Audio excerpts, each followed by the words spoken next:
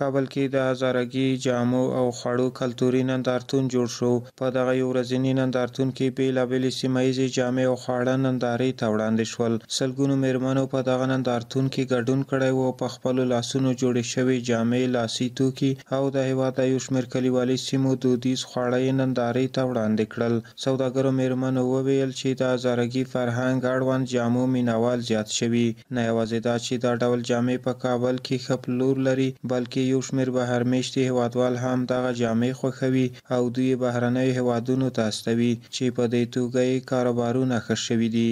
روزا خوبتر به خاطر نزدیکای عید است و مردم ها لباس زیاد میگیرن. اینجا زیادتر هزارگیه دیگه، هزارگی زیادتر و گندم‌بانی هم برای علاوه گندم‌بانی هم هست اینجا، به خاطر که همین گندم‌بانی و هزارگی در این مارکت زیادتر دارن. از نوع لباس هست، همین چادر است، دستوزی کلا دستوزی است.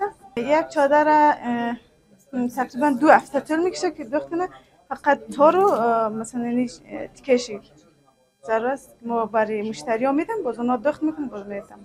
د حسین زاده په نوم د لاسي توکو په سوداګریز مارکیټ کې دغه نندارتون جوړ شوی و چې ګڼ شمېر هېوادوال د نندارې لپاره ورته راغلي وو. سوداګرو میرمنو ویل چې د لاسي توکو او ښځینه جامو د پلور او بازار موندنې لپاره دا ډول نندارتونونه جوړېدل رغنده رول لري. دکانداران منزل 3 حسین زاده که در بخش صنایع دستی لباس‌های هزارگی فعالیت دارند، بنابه خود این روز فرهنگی را جشن گرفتن و در کنار هم